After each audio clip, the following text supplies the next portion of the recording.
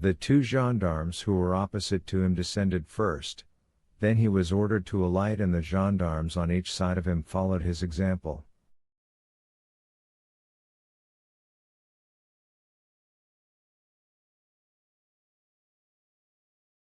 They advanced towards a boat, which a custom-house officer held by a chain, near the quay.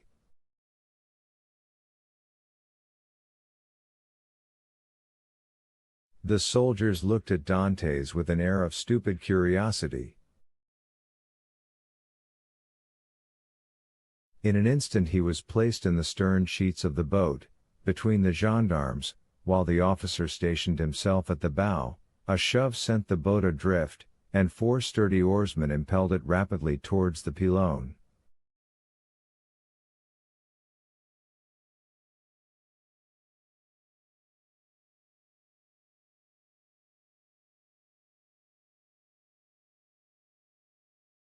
At a shout from the boat, the chain that closes the mouth of the port was lowered and in a second they were, as Dantes knew, in the Friuli and outside the inner harbor.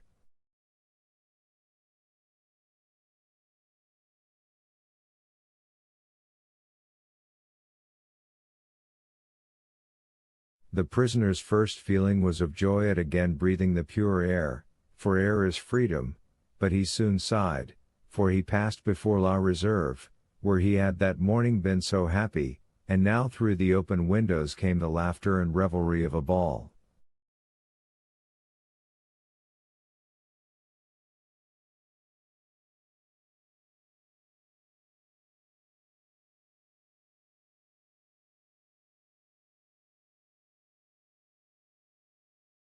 Dantes folded his hands, raised his eyes to heaven, and prayed fervently.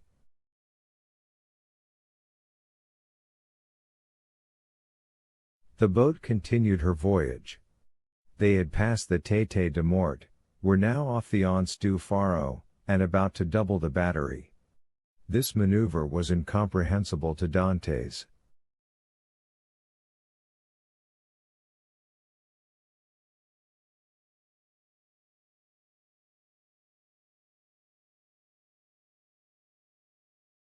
"Whither are you taking me?" asked he. "You will soon know. But still, we are forbidden to give you any explanation." Dantes, trained in discipline, knew that nothing would be more absurd than to question subordinates, who were forbidden to reply, and so he remained silent.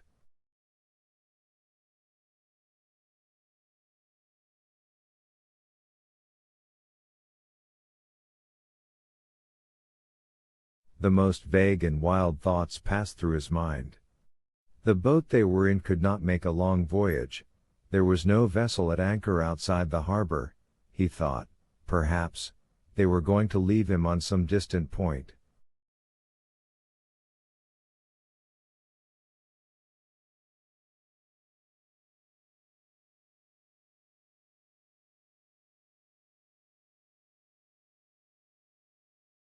He was not bound, nor had they made any attempt to handcuff him. This seemed a good augury. Besides, had not the deputy, who had been so kind to him, told him that provided he did not pronounce the dreaded name of Noirtier, he had nothing to apprehend?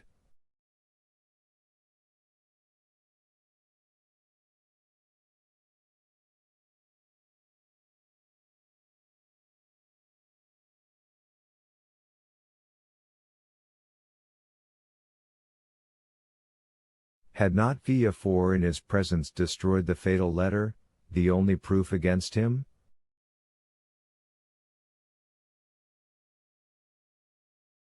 He waited silently, striving to pierce through the darkness. They had left the Île Rodinot, where the lighthouse stood, on the right, and were now opposite the Point des Catalans.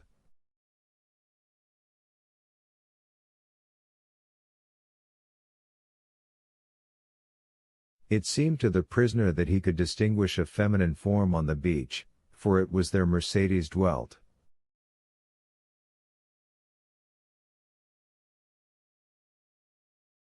How was it that a presentiment did not warn Mercedes that her lover was within 300 yards of her?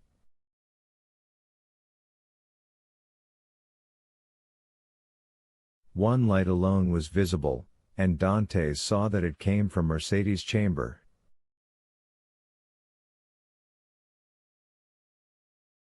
Mercedes was the only one awake in the whole settlement.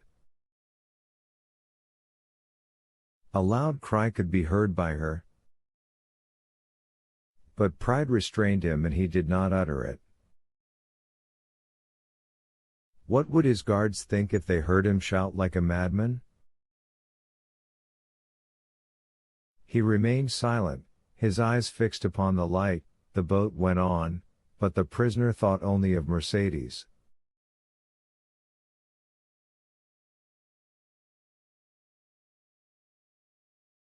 An intervening elevation of land hid the light.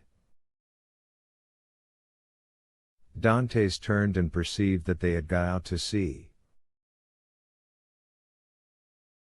While he had been absorbed in thought, they had shipped their oars and hoisted sail.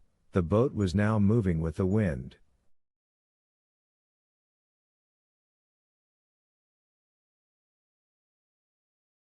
In spite of his repugnance to address the guards, Dantes turned to the nearest gendarme, and taking his hand,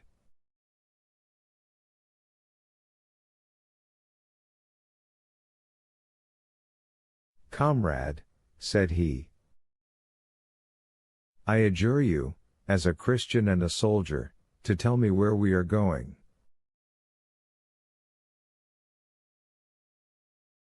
"I am Captain Dantes, a loyal Frenchman, thought accused of treason. Tell me where you are conducting me, and I promise you on my honor I will submit to my fate."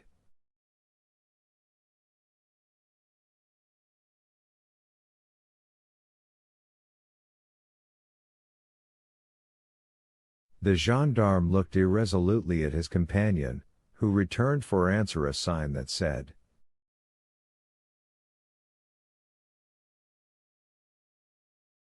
"I see no great harm in telling him now," and the gendarme replied, "You are a native of Marseille, and a sailor, and yet you do not know where you are going?"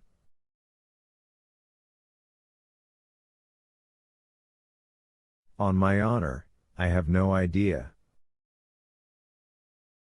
"Have you no idea whatever?" "None at all." "That is impossible." "I swear to you it is true." "Tell me, I entreat." "But my orders." "Your orders do not forbid your telling me what I must know in 10 minutes, in half an hour, or an hour."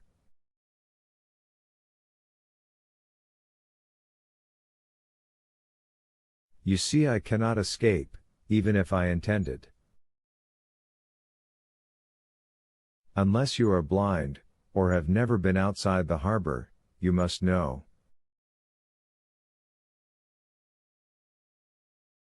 "I do not." "Look round you then." Dantes rose and looked forward, when he saw rise within 100 yards of him the black and frowning rock on which stands the Chateau d'If.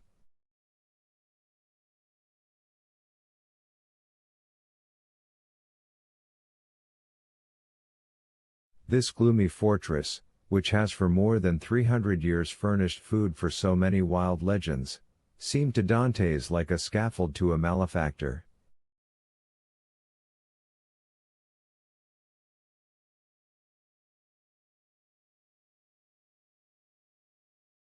"The Chateau d'If?" cried he, "what are we going there for?" The gendarme smiled. "I am not going there to be imprisoned," said Dantes, "it is only used for political prisoners."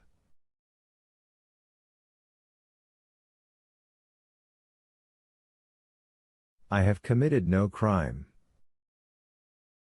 "Are there any magistrates or judges at the Chateau d'If?" "There are only," said the gendarme, "a governor, a garrison, turnkeys, and good thick walls.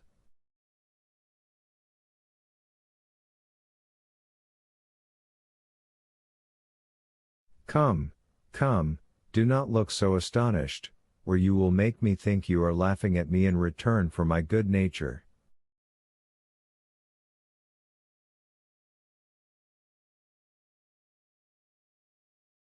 Dantes pressed the gendarme's hand as though he would crush it.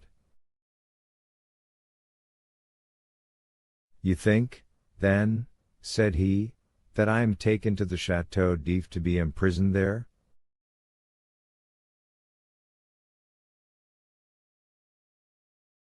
It is probable, but there is no occasion to squeeze so hard.